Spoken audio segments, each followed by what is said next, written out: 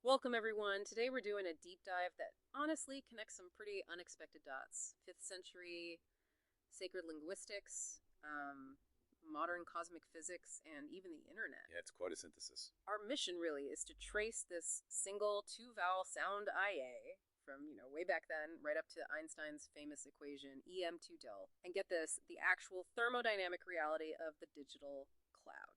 Exactly. We're basically hunting for these surprising threads of continuity across centuries, across disciplines, even. And it sounds ambitious. But what's fascinating, I think, is seeing how things like textual criticism and cosmology and even information theory seem to converge on these core ideas. Ideas like breadth, constancy, and unity. Okay, let's start there with the linguistics. The divine name IA. The source material is clear. This isn't just some speculation. No, not at all. It's historical. You've got Theodore of Cyrus, a 5th century bishop, who actually recorded that the Jews pronounced the name specifically as Ia. Right, Aya. And that's backed up. Modern scholars, like Kristen DeTroyer, they find the same sound IA, or sometimes IAO, in really early papyri. So there's this unbroken testimony almost. And then there's that detail from the 1539 Great Bible. That was the first authorized English Bible, the one they literally chained to pulpits. Mm-hmm. And in Psalm 68.4, it prints the name using just IA. Yeah, just IA, an officially sanctioned, you could say state authorized form that gives it a kind of legal and ecclesiastical weight, doesn't it? Definitely. But the sources push beyond just history into the sound itself. They do. Look at the vowels. I is a closed sound, sort of inward gathering. A is open and exhalation. Ah. So the argument goes to speak IA is like breathing in and breathing out the truth of I am. So in a way, every living thing is already saying the name just by breathing. Inhale, exhale, IA. That's the theological connection being made, yes. Life, spirit, in, out. It's fundamental. Okay. That's the linguistic constant tied to breath. Now, how do we make the jump from that to, well, cosmic energy and Einstein? That feels like a big leap. It does initially. But this is where the source material gets really interesting. It argues that Einstein's EM2 isn't just brilliant science describing the universe, but potentially a kind of revelation expressed mathematically of divine structure. Okay, hold on. EMC2 as revelation? I mean, I followed the history, but that sounds like we might be stretching an analogy into, well, actual physics. How does the source justify that? Well, the key is the constant itself, the CD2 Light speed squared. Exactly. If you connect this to the idea of Isad divine unity, the equation starts to look like a description of perfect interrelation. Oh, so. A AC2, light squared, represents the eternal source, the Father, if you will.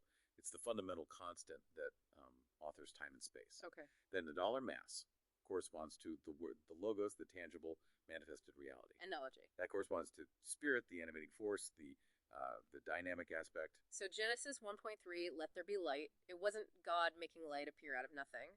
The argument is rather, it was God who is light allowing himself, that fundamental constant Solonic, to be revealed within space-time, setting the very condition for reality as we know it. Okay, that framework makes the connection clearer. Light is the authoring constant. Precisely.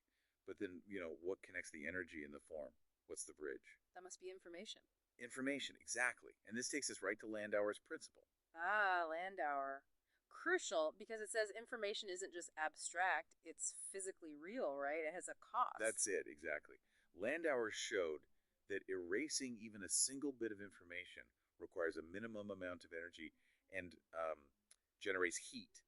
It's physically necessary. So if energy can't be destroyed, then information can't truly be destroyed either. It might diffuse, spread out, but it never actually vanishes. The universe itself, in this view, acts like a vast unified memory system. And we see pale reflections of this in our own tech. The cloud. We call it a cloud, but it's not just a metaphor floating up there. Absolutely not. It's a physical thermodynamic organism, you could say. Data centers humming, generating heat, using massive amounts of energy. All obeying Landauer's law. Fiber optics carrying light pulses. It takes real energy, produces real heat, just to store and retrieve data, essentially to not forget. Wow. So the cloud is like a tiny human-built version of this cosmic principle. A microcosm of the quantum field, perhaps. Yeah. Think about it. A neuron firing in your brain, a transistor switching in a server, rack functionally. It's the same basic process, isn't it? Translating energy into information, into experience. It's just a difference of scale, maybe substrate, but not fundamental principle. Both are part of this cosmic computation. So tying this all together for you listening, what does it all suggest? We've gone from this ancient sacred sound, IA, Mhm. to the mathematical bedrock of Stira, and now to the very real physical cloud. It seems to point toward, well, a single unified field. That's the implication. Yes, a field where energy, information, consciousness, they aren't separate things, but maybe interchangeable modes, different faces of one underlying luminous constant. Which changes how you might view the universe. Completely. It suggests the cosmos isn't some cold, dead machine grinding down. It's more like a living consciousness. And even entropy, that inevitable diffusion of energy. Usually seen as heat death, the end. Right. But perhaps it's not final death. Perhaps it's more like a resting phase. A deep quiet between vast cycles of renewal, when everything reaches maximum diffusion, perfect stillness. Maybe that silence isn't empty. Maybe it's a womb preparing for the next cycle. So to be alive is to be part of that. To participate in this incredible eternal recursion. That's the final thought to perhaps leave you with.